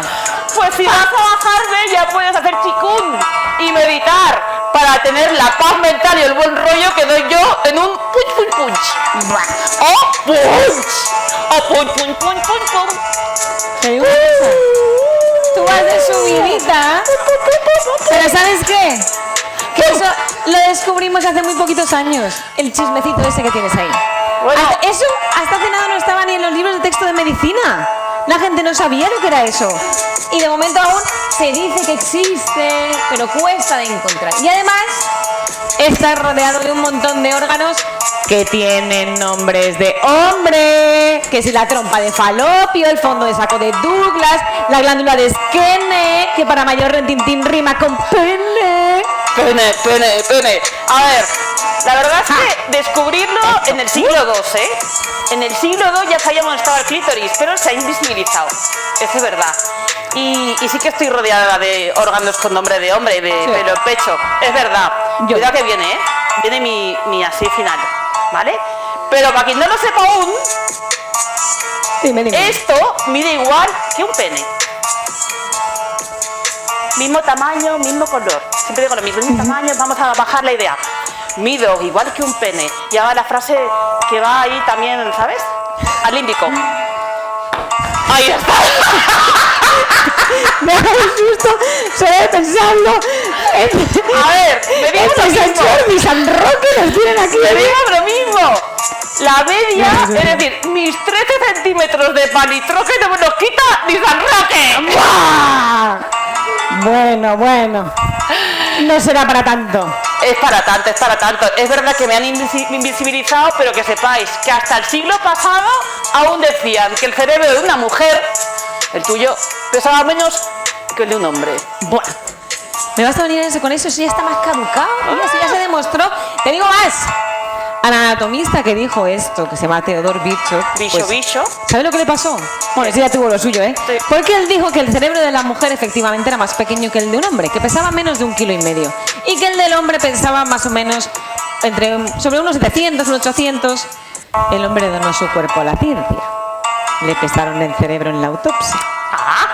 Al ¿Sabéis doctor. cuánto pesaba? 1,250. A esto lo llamamos karma de género. ¿Qué me dices de eso? Pues que lo compartimos, querida. O sea, tanto tu órgano como el mío, cuando es de chicas, lo pasan mal. Está jodido. Está jodida la cosa, todavía. Entonces, aquí hace falta eso, venir aquí, investigar, hablar de ciencia. Cuanta más ciencia y más números, menos tonterías, menos mitos, menos mentiras, menos se lo cree la gente. Y no estar tan subiditos defendiendo cada uno lo suyo. Porque es verdad que lo que hace falta es humildad. No dar nada por sentado. No dar por sentado que lo que sabemos va a ser cierto siempre. Y yo creo que nosotras también podemos bajar un poquito los humos, porque si no, Sí, poco yo creo que relajarnos, ¿no? toda la burguesía está alcoyana. No nos invitan más, ya verás. No se va a creer que tenemos nada de mirada, que la mirada científica tiene nada de humilde. Y es Sí. que en los laboratorios, la verdad, lo de la humildad a veces no se respira mucho en los laboratorios también. No, pero humildad viene del latín, de humilitas, viene de humus, lo que nos comemos ahí que está tan bueno, viene de humus, que es tierra fértil para el aprendizaje y crecimiento. O sea, que humilde es estar abierto a aprender, a cuestionarte las cosas. Pero es verdad que en los laboratorios está muy jerarquizado. O sea, tú entras allí de estudiante, eres predoctoral, luego pasas a doctor, sin trabajo igual. Luego postdoctoral, el máster, sin trabajo igual. Voy a hacer otro máster que tengo menos de 30, madre mía, otro más, tal. Entonces ya, con suerte, asociado. Bueno, contratado doctor, asociado, 20 años. La gente sabe de lo que pasa, ¿no? 20 años estuve de asociado. Yo creo que me gastaba más en gasolina que lo que... ¿Vale? Asociado. Titular, y al año siguiente ya catedrático, porque total ya méritos que te sobraban, y ya catedrático con 60 y ya vas ya a jubilado. Bueno, honoris causa, ¿eh? Honoris causa, sí, porque Y ya en una todo vez has ese llegado, camino, no yo quiere te lo decir. digo, 150 artículos publicados, Mínimo. 0 hijos criados. Sí. Tenéis hijos, pero que si te estás en la carrera académica, científica, criarlo... Yo a mi hermano le hago una prueba. A mi hermano, yo aquí seguro que sí. Le digo a mi hermano, le digo, a ver, tiene 2 hijos. Nombre del pediatra de tu hija. Apellidos de las mejores amigas de tu hija. Mi cuñada para atrás. Kiki. ¿Vale? ¿Cuándo le toca alguna vacuna? ¿Alguien tiene hijos en edad de vacunar? ¿Sí? Yo, a ver, mi hijo tiene 7 años, entre amigos una amiga. Ay, ya la vacuna de los 6 años, no sé qué. Y yo, ¿6 años? 6 años, madre mía. Con suerte, mi hermano recuerda el día del cumpleaños de los 2. Con suerte. Claro, mi cuñada le imprime unos calendarios con la foto del cumpleaños de toda la familia, se lo pone en la cocina y le dice ese día, es el cumple de tu hermana. Assistance tiene. Porque si no, ya te digo yo. Si no, ¿qué pasaría? Pues si no, ¿qué pasaría? Pues eso, que he criado, 0. Bueno, así que hay que bajar un poquito, hay que centrarse y pasar a la siguiente categoría, ¿no? Que es la paciencia, la persistencia. La paciencia, La paciencia, la persistencia. la persistencia heroica. Esa paciencia que te llega... Pues mira, criando hijos ayuda a esto, ¿eh? Ayuda un montón. Pero es que hace falta más moral que el alcohol. Ya no pasa el científico, ¿yo qué quieres que te diga? Paciencia, falta- perseverancia Y moral. y moral. Es que tú empiezas Pero- la carrera y empiezas a investigar y dices, bueno, claro, ya me llegan los resultados cuando lleguen. Tú empiezas con mucho ahínco. No ha venido Jordi, que es de Alcoy, pero lo podría contar, que le dio la tesis el otro día. Y claro, el resultado llega cuando llega. Si llega, y además, el que llega. Puede ser que los resultados que lleguen no eran los que esperabas, no eran los que estabas buscando. habitualmente. Puede ser que haya cosas que los busques y nunca las encontremos. Por ejemplo, la ciencia está buscando algo. Dicen que hay 3 factores importantes en la vida. La vida, los niños y el orden. Y está científicamente demostrado que si tienes vida y niños, no tienes orden.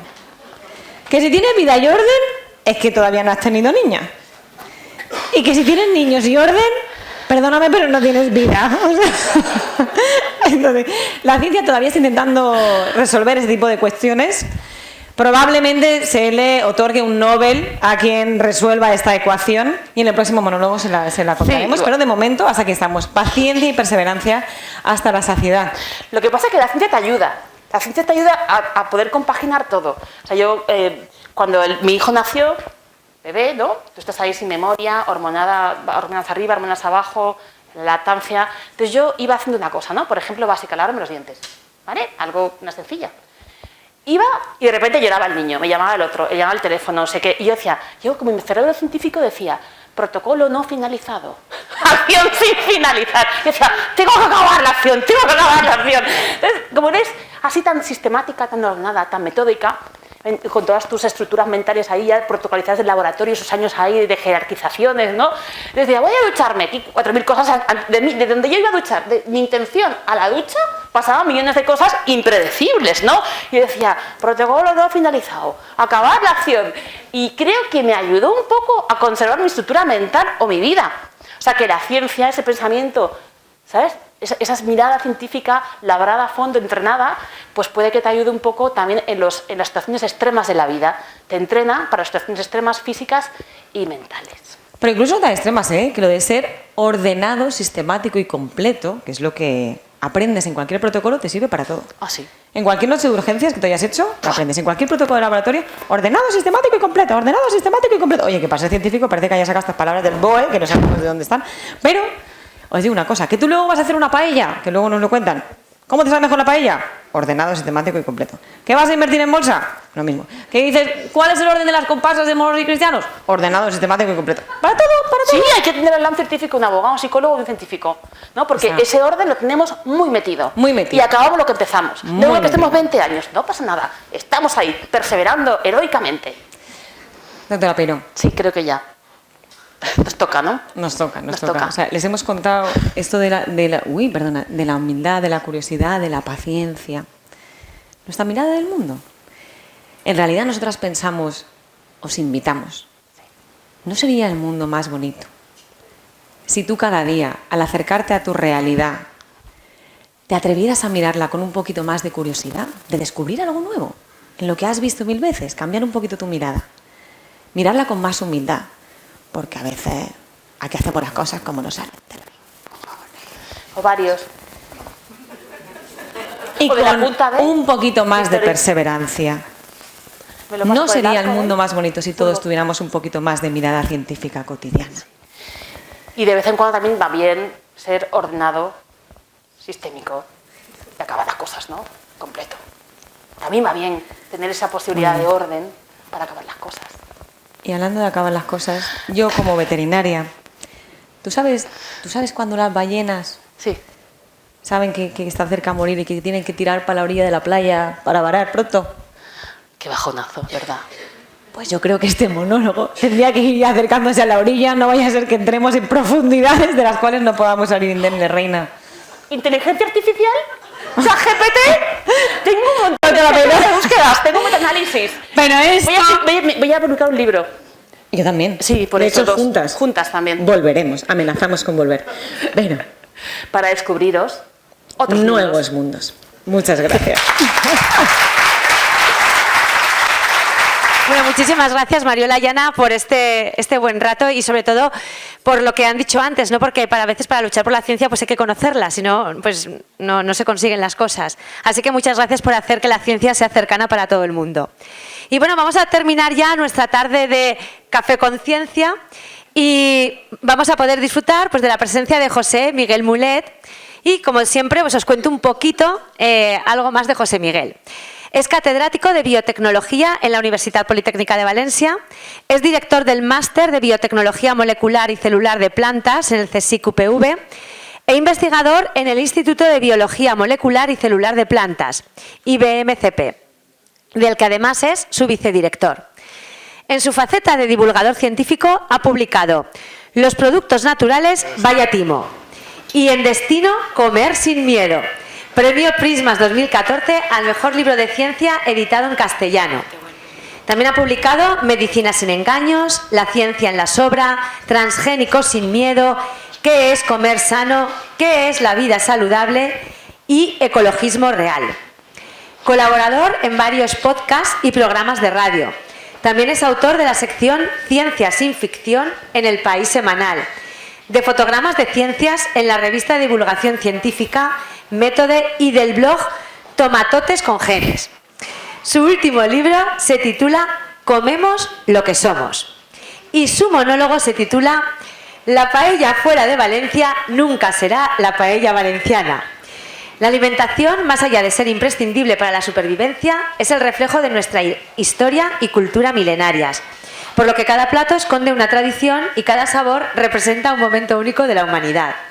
Nuestra dieta como colectivo es el resultado de todo ello. Por eso, comemos lo que somos. Cada plato cuenta una historia y la paella valenciana, estrella culinaria, solo se puede hacer en Valencia. José Miguel, muchas gracias por contar contigo. Vinc a parlar-vos avui una mica de com cada cosa que mengem, i la paella no és una excepció, és el resultat d'algun moment històric, d'alguna circumstància històrica. Com m'han dit que només tenia 20 minuts, no puc anar més molt darrere. Entonces, bueno, haveu vist algun documental dels grecs, dels egipcis, dels romanos, de tal, pues bueno, pues ja ho sabeu. Entonces, comencem al segle XVII. Expulsió dels moriscos. Al segle XV, a l'any 1492, els reis catòlics expulsen els jueus. Bàsicament els expulsen perquè eren rics i així es queden amb tot el patrimoni. I perquè eren pocs. Què passa? Pues que n'hi ha jueus que es queden i es converteixen. Que expulsen els jueus i es converteixen té un impacte molt, molt fort en la gastronomia. Heu menjat alguna volta un arròs al forn? Que està ple d'embotit? Aquest plat el feien quan batejaven un jueu o quan batejaven un morisco. Per què? Per assegurar-se que s'havia batejat. No heu vist en un bar que tenen tots els pernils i tot l'embotit fora? Heu vist que en molts pobles feien la matança del porc i la feien enmig del poble? Vos imagineu algú del poble que haguera dit que no volia anar a la matança del porc? En 0, la Inquisició li haguera anat a fer una visita. Curiosament, mai heu vist, per exemple, una matança del corder com una festa. Sabeu per què? Perquè és una festa musulmana. I si algú haguera fet una festa musulmana en públic, ho haguera passat malament. Sabeu quina és la conseqüència de l'expulsió dels jueus a dia d'avui? Espanya és la principal productora europea de carn de porc. I això té a veure pels reis catòlics. Qualsevol plat popular que avui té mogolló d'embotit, antes de l'expulsió dels jueus probablement no en tindria, entre altres coses perquè era molt car. Bueno, doncs, quan s'expulsa els jueus, els moriscos se'ls permet, és a dir, els àrabs batejats n'hi ha una certa tolerància. Per què? Perquè eren pobres. No n'hi havia molt d'interès perquè, total, no tenien massa diners. I, segona, perquè treballaven. Bàsicament, els moriscos eren els agricultors, els artesans, els obrers. Entonces, clar, mà d'obra relativament barata. La majoria es converteixen al cristianisme, tot i que alguns continuaven tinguent pràctiques musulmanes, però arriba un moment que Felip IV diu que no, que ja s'ha tolerat durant molt de temps els moriscos. N'hi ha que posar el context que en aquella època n'hi havia molt de pirata àrab que estava, diguem, bloquejant les rutes marítimes i entonces deia, si tenim àrabs conversos aquí i n'hi ha àrabs en els que estem, igual si mos invadeixen serien una quinta columna. Si haveu anat a la costa, n'hi ha torres, en Dènia, per exemple, tenim la Torre del Gerro, aquestes torres es gastaven per a vigilar que no vingueren pirates àrabs. També per a quan passaven les tollines, es gastaven per les dues coses. Total, que expulsen els moriscos. Aquesta és l'expulsió dels moriscos del port de Dénia. Què passa? Els moriscos en Castella pràcticament no n'hi ha molt de problema Però a València i Aragó hi ha un problema molt gran. Sabeu quin era? Que eren el 30% de la població. Vosaltres vos imagineu que el 30% de la població d'un dia cap a un altre se'n vaja? Doncs això és el que va passar. I damunt eren el 30% de la població que treballava al camp i que treballava en la construcció i en la fusteria. De repent, no n'hi ha agricultors, no n'hi ha fusters i no n'hi ha obrers. Primera conseqüència, crisi econòmica. Per què? Perquè era gent que treballava i pagava impostos. O sigui, al final, impostos paguem els que treballem. No Julio Iglesias, que viu a Miami. Julio Iglesias només fa fills. O sigui que...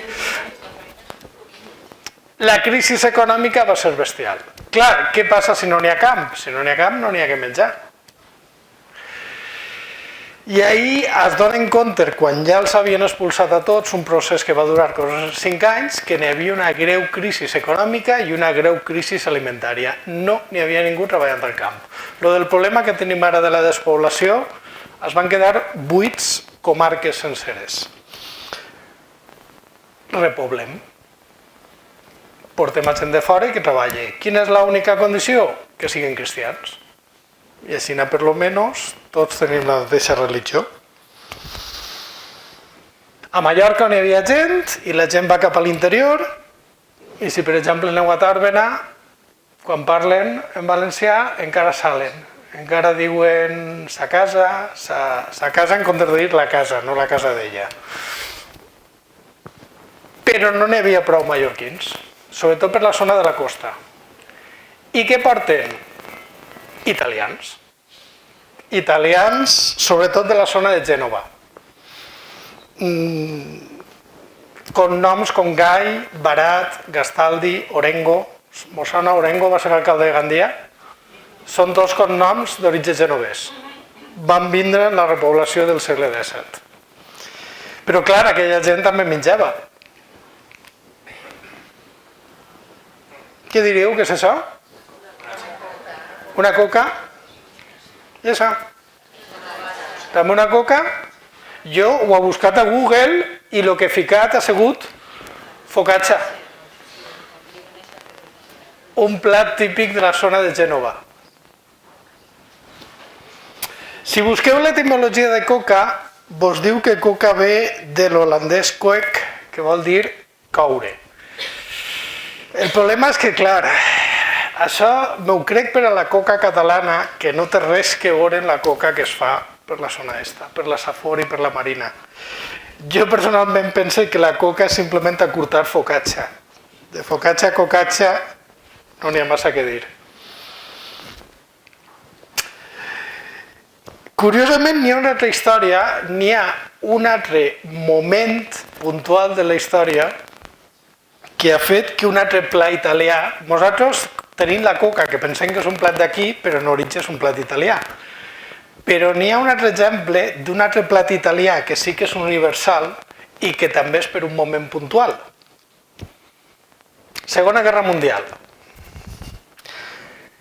Heu vist Salvar al soldado Ryan o El día más largo i sabeu que el desembarc de Normandia... Bueno, doncs una volta es va desembarcar a Normandia, conquerir el nord d'Europa va ser relativament fàcil i ràpid perquè era tot pla. Van agarrar el Valle del Rin i zum! El problema va ser Itàlia. Què passa a Itàlia? Doncs mira, com aquí. Muntanyeta amunt, muntanyeta avall.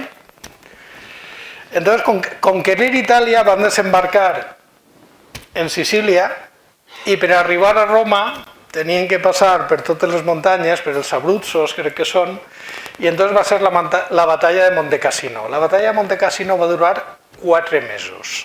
Per què? Perquè els alemans havien atrinxerat a les muntanyes i no hi havia forma de treure-los. Què passa? Que els americans estaven convivint amb la població civil, sobretot per la zona de Nàpoles.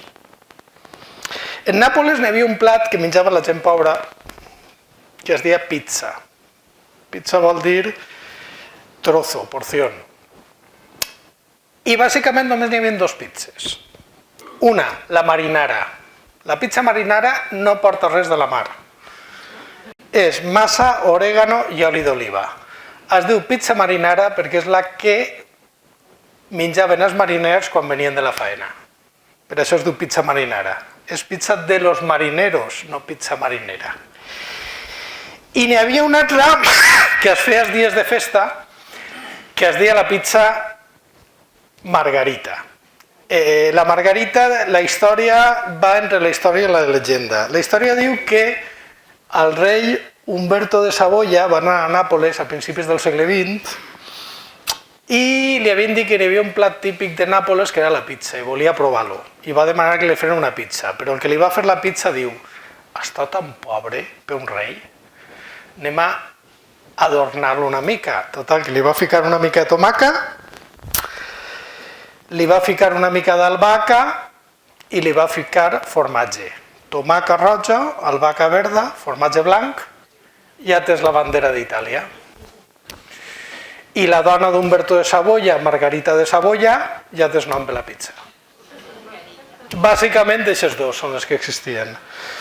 Bueno, doncs, 4 mesos de batalla, amb els soldats també confraternitzaven els americans amb les natives italianes, algun que altre embaràs no desitjat i coses d'aquestes que passen en temps de guerra, però van menjar pizzas. Què passa? Que quan van arribar als Estats Units volien pizzas, però clar, no n'hi havia. On hi havia pizzas? Als barris d'italians. De fet, les pizzas no havien eixit mai dels barris italians. Els americans van començar a anar als barris italians per a menjar pizza perquè era el que havien provat a Itàlia. El problema és que la pizza, per a una societat opulenta com l'americana, era una cosa molt pobra, molt fineta, molt tal. I van començar a fer la grossa, a ficar-li de tot el que trobaven. Així anava a ser com la pizza grossa, realment s'inventa en Chicago, no en Itàlia. I ficar-li qualsevol cosa, que no sigui una pizza margarita o una pizza marinera, també s'inventa fora d'Itàlia. Actualment, la pizza en origen té que veure amb els emigrants italians. Sabeu quin és el país del món amb més pizzeries per habitant? Argentina. Sabeu el xiste de l'argentí que se va a Sicília, no? I diu, che, aquí todos tienen nombre argentino. Pues això. Curiosament, la batalla de Monte Cassino va ser pel sur i on més temps van estar, diguem, acampats o aquarterats les tropes americanes va ser Nàpoles. Si la conquesta d'Itàlia hagués anat per dalt, per Gènova, ara tindríem una cadena que es diu Telefocaccia, en comptes de Telepizza. Però la culpa la va tindre la batalla de Monte Cassino. I n'hi ha alguna cosa més. Què és això? Un figatell. Típic de la Safor, no? Sobretot d'oliva. Això és un embotit típic de Còrsega. És un embotit sec. Sabeu com es diu? Ficatelli. Té exactament la mateixa composició.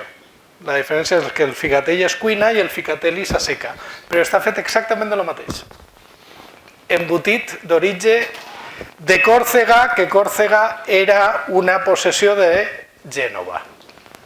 Embotit d'origen genovès. En la qual cosa el figatell, que quan digues que és de fora de València el diuen de tot, és un plat d'origen italià. I que té que veure amb l'expulsió dels moriscos i la posterior colonització genovesa. I ara aquí anem al lío. Quina antiguitat li donaríeu a la paella? Ja que estem parlant de plats identitaris. Anem a fer una prova. No vos baralleu encara, ja tenim temps. No, barallar és, si n'hi ha que sofregir o no, això ja és batalla campal. La guerra civil, deixa-la, que prou tenim en lo d'Ucrània. Bueno, el que anàvem. Anem a assumir que la paella és tan antiga com el seu ingredient més antic. Estareu d'acord amb això, no? Doncs anem a fer una deconstrucció de la paella ortodoxa. Conill. El conill té una història molt peculiar. Els fenicis, que eren comerciants, van fundar Cartago, i ja sabeu lo de Cartago i Roma, m'haveu dit que tots ho teniu clar, per això no ho expliqué massa. Bueno, doncs quan els fenicis van arribar a lo que és l'actual península ibèrica, van veure un animal que no havien vist mai, que es cridava l'atenció, i que recordava un animal que hi ha al nord d'Àfrica que es diu damant. I llavors li van dir que això era una terra on hi havia damants. En fenici antic, per lo vist, sonava una mica con Ispinyà, tierra de damanes. Quan van vindre els romanos, d'Ispinyà li van dir Hispània. Esta és una moneda en temps d'Adriano que representa Hispània, i Hispània representen com una dona tombar en unes roques. Les roques, què podien ser? Les roques on té el cap la dona d'Hispània, què podia ser? Els Pirineus, que eren la frontera. En una rama d'olivera, òbviament, oliveres ja n'hi havia en aquella època, i en un conill. Perquè el nom d'Hispània, l'etimologia més acceptada és terra de conills. Bueno, terra de damants, però perquè no tenien paraula pel conill. Home, curiosament, durant 40 anys a la bandera d'Espanya van tindre una àguila. El més propi era segur ficar un conill, perquè era lo propi, i és el que dona nom al país. Això va ser una oportunitat perduda. Escolta, si a la bandera d'Andorra hi ha 2 vaques, per què aquí no fiquem un conill? I a més faria referència al nom, els romans ja ficaven un conill per a representar Espanya. Per tant, el conill, que és un animal que va ser domesticat a l'actual Espanya, bueno, es pensa que al sud de França, nord d'Espanya, no està massa clar. Òbviament és un plat antic. Pollastre. Pollastre ve d'Àsia, però els egipcis ja el coneixien. El que passa és que no se'l menjaven. No se'l menjaven perquè el déu més important del panteó egipci era Ra, que era un déu solar. Clar, què feia el gall? El gall mirava el sol i es ficava a cantar. Entonces això ells li donaven una interpretació religiosa, perquè era l'únic animal que adorava el seu déu, en la qual cosa el tenien als temples. I ja. Després els romans, al principi, més o menys així, perquè els romans tenien la costum d'assimilar totes les religions dels països que conquistaven, fins que van vindre les crisis del segle III, van tindre fam i a la paella. I es va començar a menjar pollastre, i des del segle III fins ara estem menjant pollastre. Safrà. El safrà és conegut des de l'antiguitat. És a dir, en Roma gastaven safrà, en Egipte gastaven safrà, cap problema. Arròs. L'arròs ve dels àrabs. És a dir, és una planta d'origen asiàtic, encara que n'hi ha un arròs americà i un arròs africà, l'arròs originàriament, el que gastem per la paella, és d'origen asiàtic. I arriba a la invasió àrab, al segle IX. I aquí ja tenim un altre problema, el garrofó. Phaseolus lunatus. És americà. El garrofó ve d'Amèrica. O sigui que ja tenim que anem al segle XV, per lo menos. Bueno, la paella és un plat del segle XV, no està mal, no?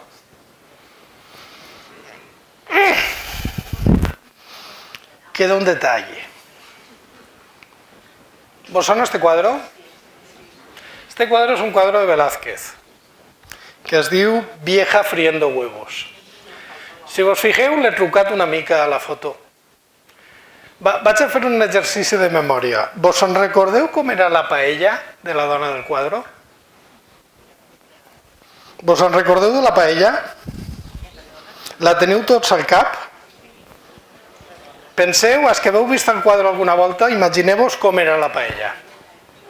La teniu? La veu focalitzar? Deixeu el mòbil que vos estic mirant, Això no val. Que Sant Google és molt Sant Google. ¿Es pareixia a esta? ¿Era esta en la que estàveu pensant? Està fregint els ous en una cassola de fang. Clar, n'hi havia indústria del ferro. Com es podia fer una paella en temps d'esta senyora? Quant arriba la paella? quan n'hi ha indústria siderúrgica que arriba al segle XIX. Per tant, fins al segle XIX no podia haver paella perquè no n'hi havia paelles, bàsicament. Sabeu de quan són les receptes més antigues de paella? De finals del segle XIX. I la primera aparició del nom de la mateixa època, de finals del segle XIX. I a part n'hi ha una cosa molt curiosa. Esta és una de les primeres referències a la paella, és un llibre de finals del segle XIX que es diu Oficios Valencianos. I apareixen diferents descripcions i apareixen també il·lustracions. I este és un capítol que es diu El paellero.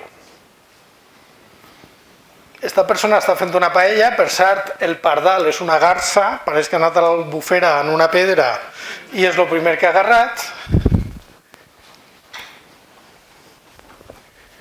Fijeu-vos en la paella. Diríeu que és una paella? Bàsicament és una graella de la típica i és una de les primeres descripcions d'una paella.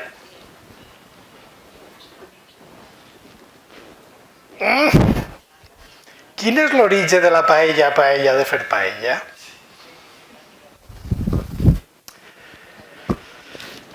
Mireu, vaig tenir que anar a un congrés a Màlaga i era curiosament quan estava escrivint este capítol del llibre. I en Màlaga està el Museu Thyssen, que té una col·lecció molt bona de quadros del romanticisme del segle XIX. Sabeu qui és l'únic idiota que se'n va a Màlaga a un congrés? En setembre, a principis.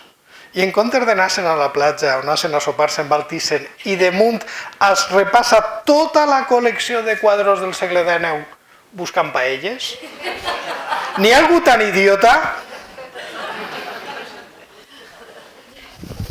Què passa? Que després el dona alegria quan trobes coses com aquestes. Aquí tenen un quadre de 1852 i aquí n'hi ha una paella amb 2 anses. Este és un quadre de 1881 i aquí dalt, mireu la dona de blau de la dreta, està damunt d'una paella de 2 anses. Sabeu com es diuen este quadros? Vendedoras de rosquillas en un rincón de Sevilla y galanteo en un puesto de rosquillas de la feria de Sevilla. O sigui que l'origen de la paella era el que es gastava per fer rosquilles, que seria paregut a el que nosaltres diguem bunyols. A partir d'aquí, aquest és l'origen de la paella de paella. Ni siquiera la primera paella de paella tenia. Però anem a liar més. Ja anem... Avui estic molt psicòpata. Anem a per sang. La paella porta chorizo? Sí o no? No. Mira, anem a invertir perquè avui acabarem malament. És millor que aneu directament a la ruleta, a veure. Anem a fer una altra prova. Com aquí ja teniu tots experiència vital, a veure si vos en recordeu els llibres que teniu a casa o que n'hi havia a casa dels vostres pares als anys 70 o 80. Penseu-vos, no us digueu. Anem a veure quants endivinem. Vos estic dient llibres que hi havia a qualsevol casa. Una Bíblia. Estava? No s'havia guardat en la vida, però ja estava. De fet, n'hi havia 2, la que el regalaven a la boda i la que el regalaven a la comunió. Però estaven la Bíblia o les Bíblies encara pegades les pàgines, però estaven.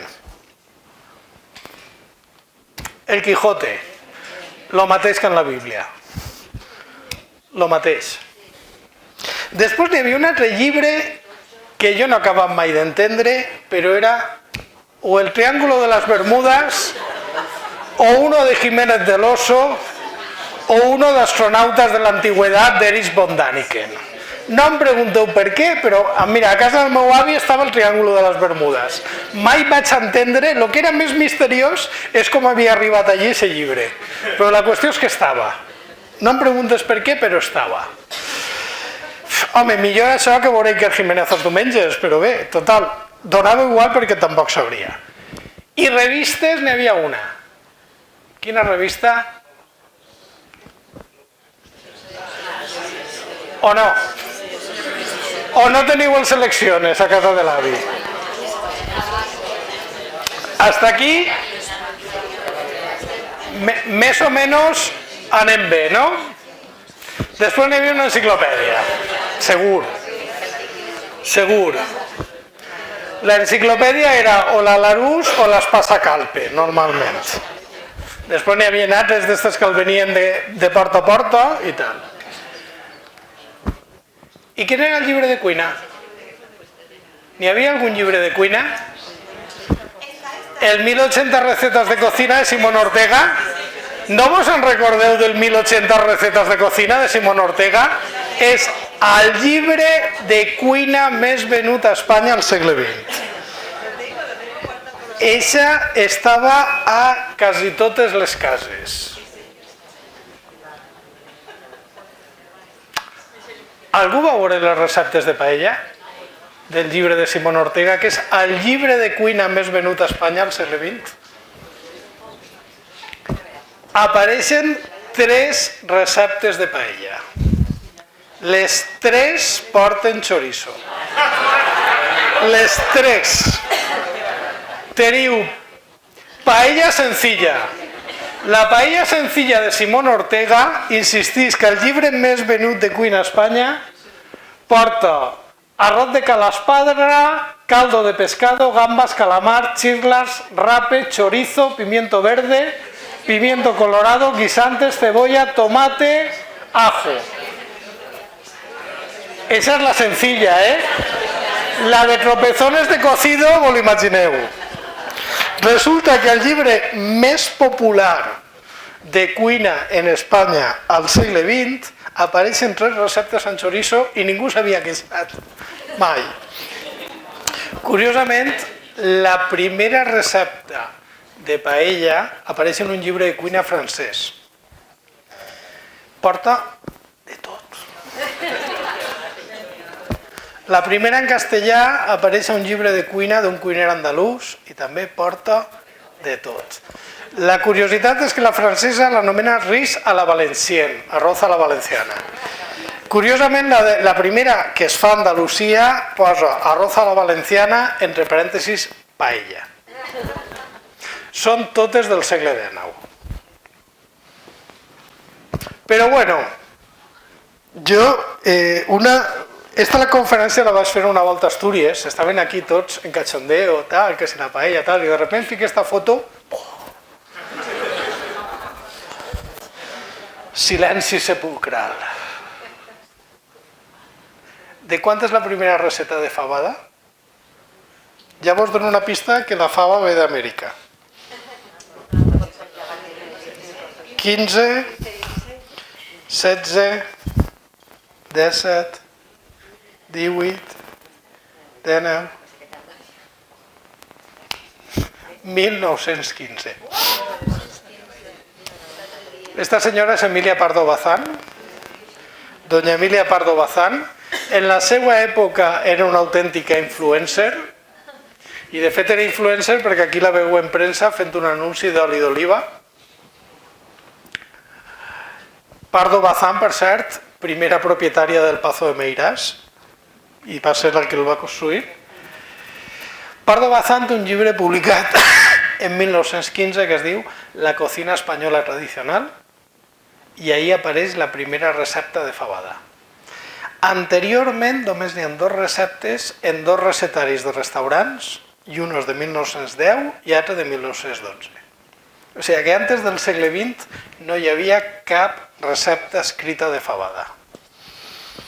Curiosament, per cert, aquí teniu a doña Emilia Pardo Bazán fent publicitat en una revista.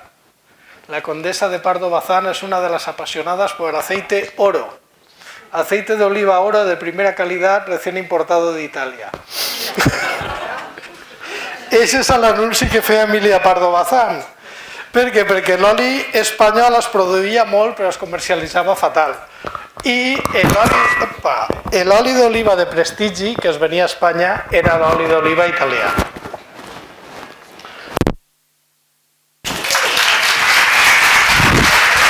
Bueno, pues muchas gracias, José Miguel. Ha estado bien, ¿no? Hemos aprendido un montón y cosas sorprendentes, ¿no? Así que, pues nada, espero que hayáis disfrutado de estas nuevas jornadas de Café Conciencia sin café, ¿vale? Pero ya sabéis, podemos remediarlo ahora, así que... Y gracias por venir a todos, gracias sobre todo pues, a los que habéis compartido con nosotros todos vuestros conocimientos, que es como hemos aprendido un montón. A vosotros por venir y nos vemos a la siguiente, ¿vale? Gracias.